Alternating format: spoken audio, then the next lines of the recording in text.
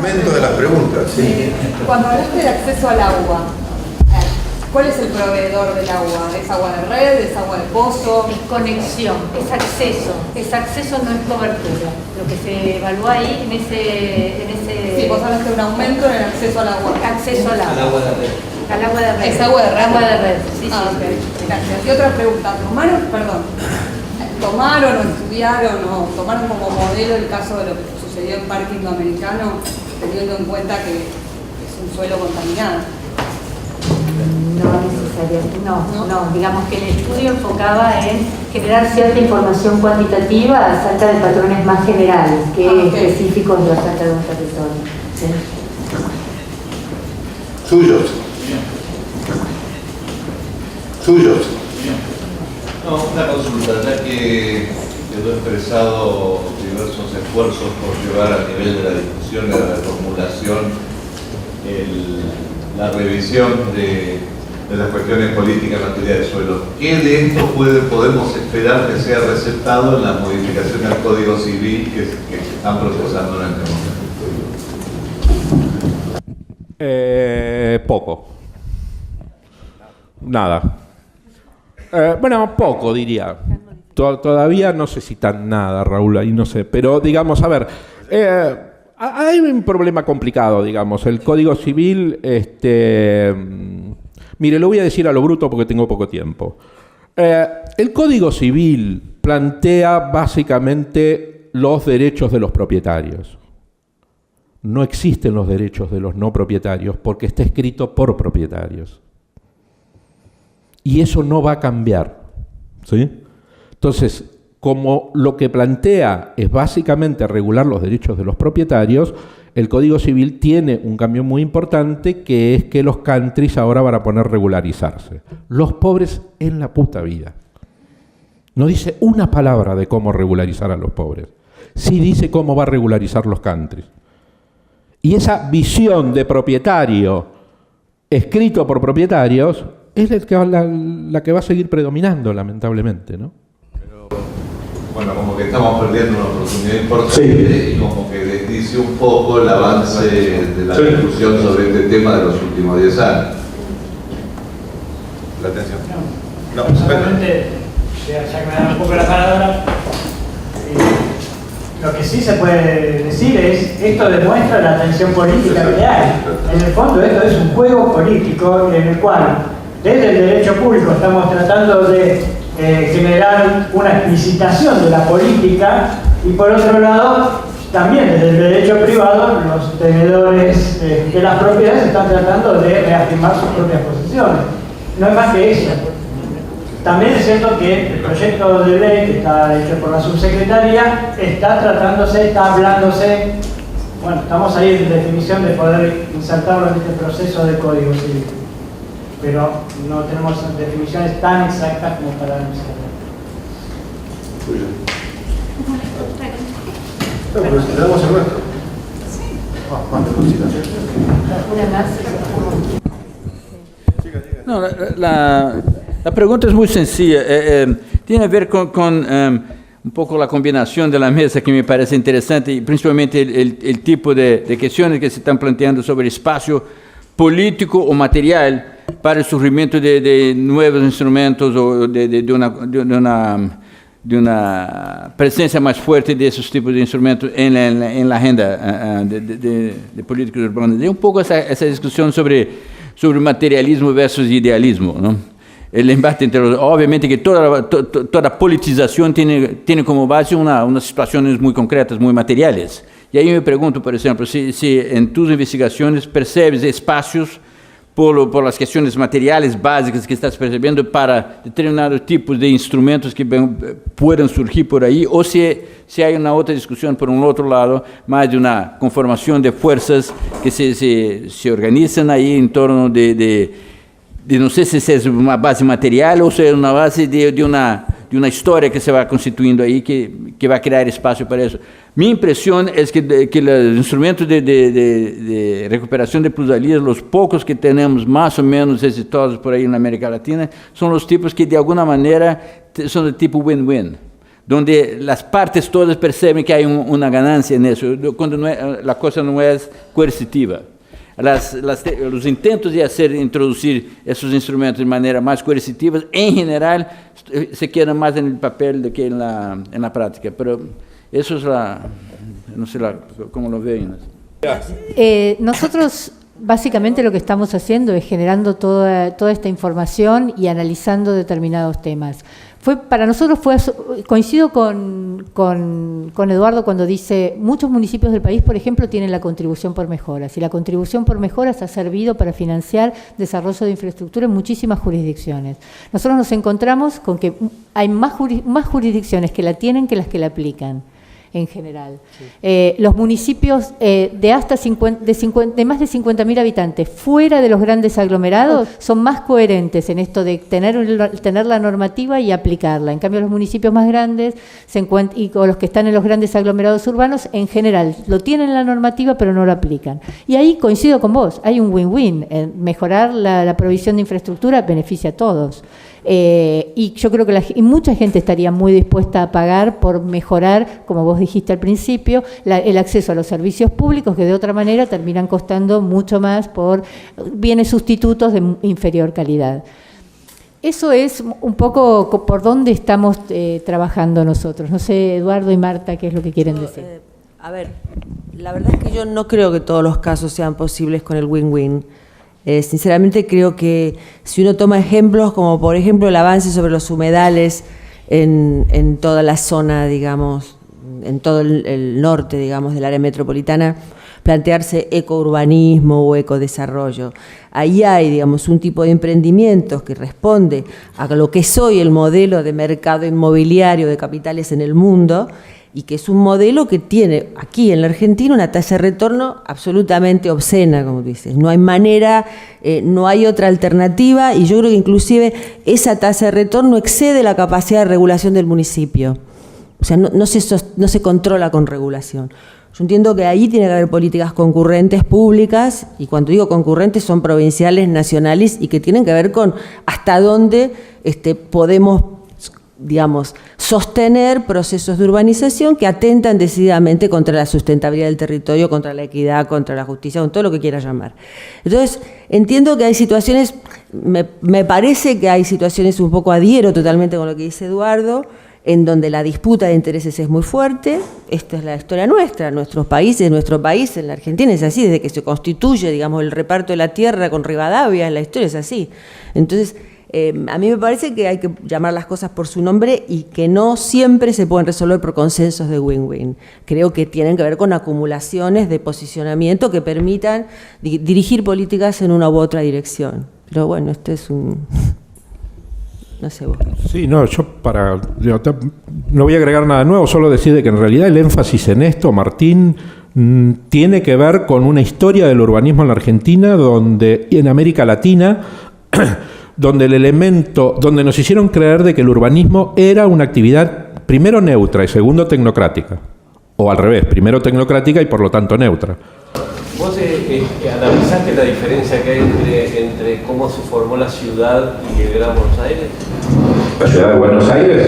Porque la ciudad me parece que justamente la infraestructura vino primero y después... Sí. No, pero estoy de acuerdo con usted. No es exactamente así, ¿eh? Sí es cierto que la ciudad de Buenos Aires mantuvo un cierto orden geométrico trazado en el plano de Carlos García de fin del siglo XIX, digamos. Usted mira ese plano de fin del siglo XIX de la ciudad y mira la ciudad ahora y prácticamente es igual. Avenida más, avenida menos. Digo, efectivamente el crecimiento de la ciudad de Buenos Aires fue diferente al Gran Buenos Aires, por supuesto que sí, usted tiene razón, absolutamente.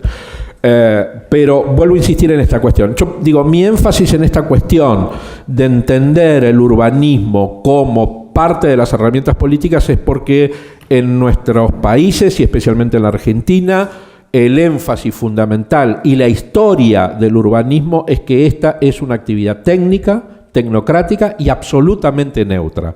Nosotros tenemos que poner FOS y FOT, nada más. Nada más, ese es nuestro papel.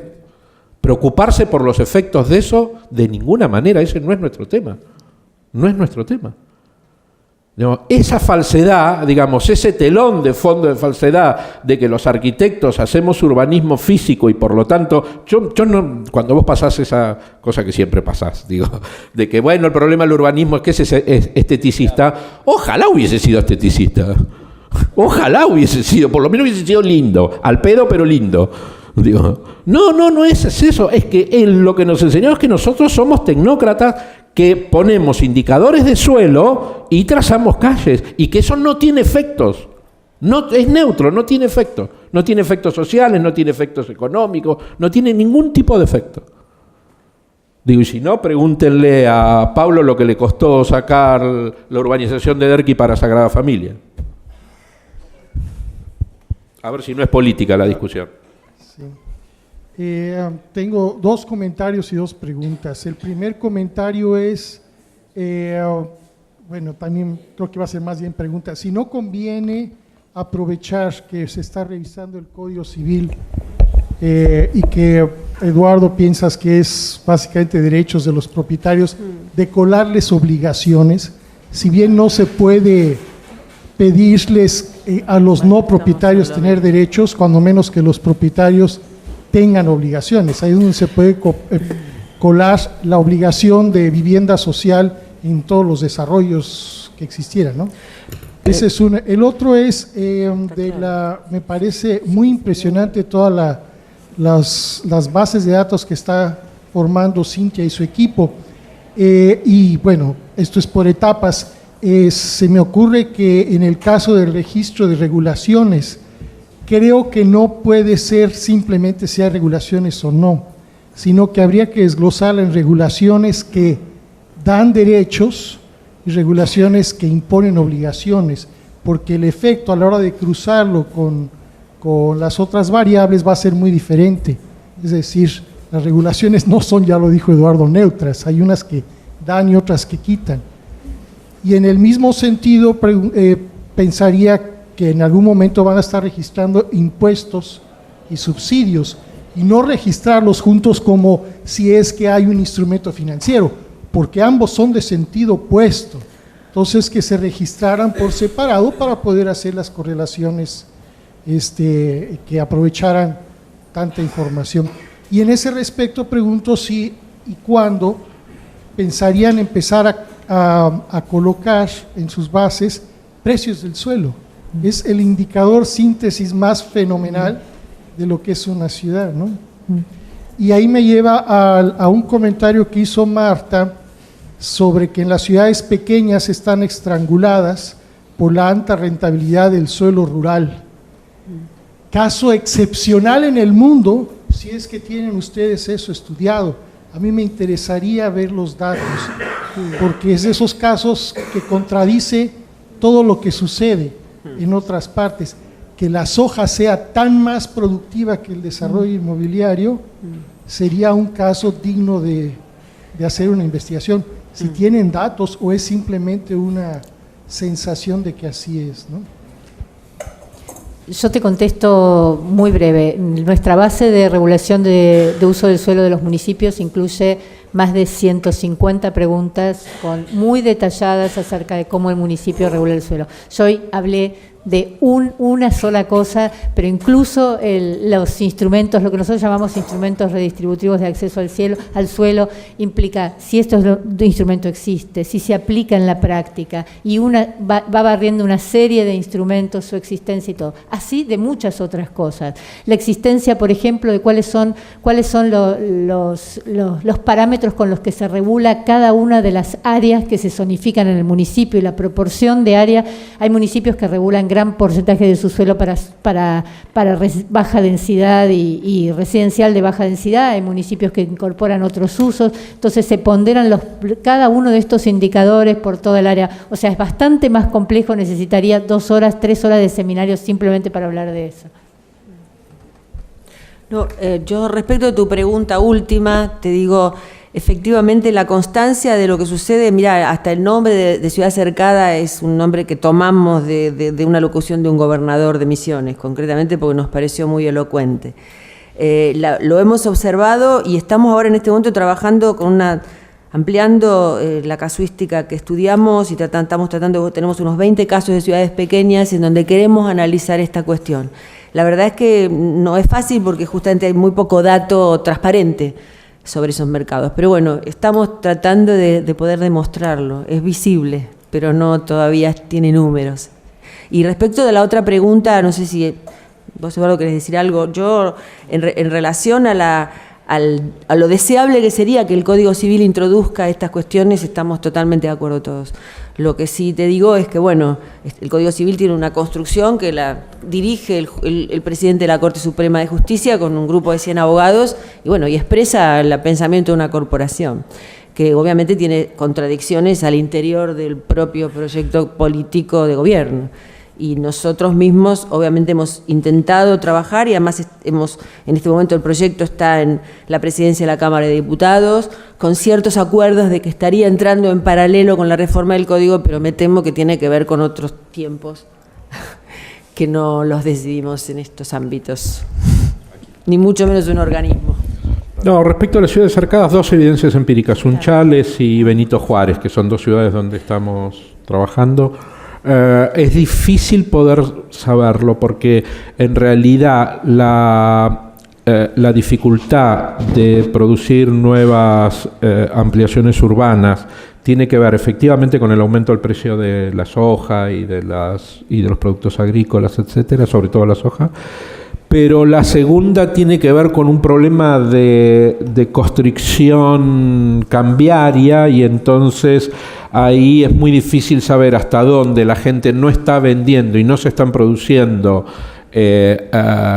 operaciones inmobiliarias por la constricción cambiaria, es decir, que la gente va a cobrar pesos y eso obviamente está restringiendo. Sí, pero se agravó... que en Sunchales y en Benito Juárez nosotros no encontrábamos un terreno en venta. Es claramente, claro. Entonces está un poco contaminado, eso es difícil de...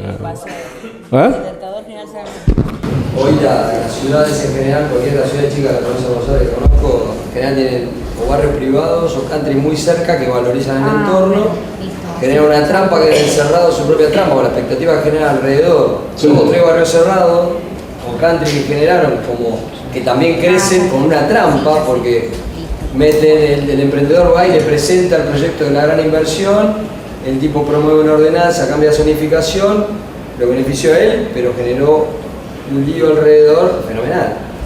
Con respecto a la plusvalía, ¿no? Está claro que este debate que se está dando en muchos países de la zona está ausente en el nuestro. Digo, por lo menos en el ámbito de la ciudad no existe. Antecedentes son antecedentes menores en algunas localidades. Si esto solamente tiene que ver con que el mercado inmobiliario pudo invisibilizarlo, como lo dijiste vos recién, Eduardo, si lo pudo invisibilizar, ¿de qué forma lo hizo? ¿Qué hicieron los actores políticos? ¿Por qué aceptaron invisibilizarlo? ¿No? ¿Por qué el Estado responde a esta lógica que se está viendo cristalinamente en la actualidad y que tiene que ver también con la última entrega al mercado inmobiliario que está viendo en la ciudad de Buenos Aires, el pacto de fin de año pasado y los acuerdos que se van a sacar de acá a fin de año en la zona sur de la ciudad también? Es muy difícil poder responder esto, digamos, es casi otro seminario de Filippo. Pero, digamos, en el caso de la ciudad de Buenos Aires, bueno, la situación actual de la ciudad de Buenos Aires es la de una política urbana básicamente centrada en un desarrollo inmobiliario a ultranza que tiene que ver con los incentivos que el Estado, que el gobierno de la ciudad de Buenos Aires está dando y va a dar, digamos, la represión del Borda es básicamente la necesidad de poder tener un pie en el sur para poder ampliar la frontera del mercado inmobiliario. Digo, por eso digo que esto hay que entenderlo políticamente. No es otra cosa, digo, si el gobierno no hace el centro cívico ahí, el mercado no va a ir. Y entonces, con tal de que el mercado vaya ahí, soy capaz de reprimir hasta los locos. Digo, esto es básicamente a lo que te lleva. Y en eso, en esa discusión, ¿existió el mercado inmobiliario en ese debate de capital? No, volvió a quedar invisibilizado. Volvió a quedar invisibilizado. ¿Está mal hacer el centro cívico? No, lo que está mal es que lo único que vas a hacer es llevar la frontera al mercado inmobiliario para expulsar a los pobres del sur. Eso es lo que está mal. No generar nuevas actividades. Eso está fenómeno, digo, nadie está diciendo que no. Ahora, el problema es que yo genero un conjunto de estímulos a través de inversión pública del mercado inmobiliario y dejo librado a la mano del mercado básicamente la expulsión de los sectores pobres. Digo, esto es básicamente perversión, no se puede llamar de otra manera. ¿Sí? ¿Dónde apareció en esa discusión el mercado inmobiliario? No apareció. Fue un hecho policial, la represión del Borda. No apareció. Digo, por eso digo que hay una invisibilidad absoluta del factor fundamental por el cual se toman un conjunto de decisiones. Queda siempre invisibilizado. Por lo demás, te debo el resto de la respuesta, pero llevaría a otro seminario. Bueno,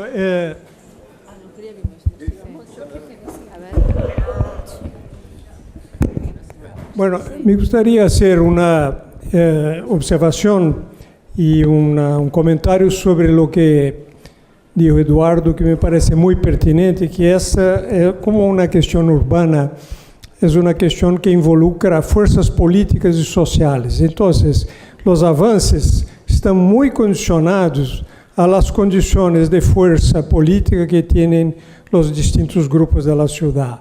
Entonces, en ese contexto, hay que ver cuáles son las condiciones históricas que às vezes facilitam un avance ou às vezes tornam esse avance muito complicado. Comparando a situação do Brasil com Colômbia, que são duas situações que eu conheço um pouquinho, eu chego à conclusão de lo que dificulta um pouco a utilização desses instrumentos em Colômbia, aunque eles hayan avançado muito, é que já há uma espécie de associação mais forte entre proprietários del suelo e desarrolladores. Tu encuentras muito comum que em la mesma persona estão aí os dois atores. São proprietários del suelo, por alguma razão histórica já os adquiriram ou se transformaram também em desarrolladores. Então isso dificulta. No caso brasileiro, especialmente de São Paulo, o que facilitou foi essa separação.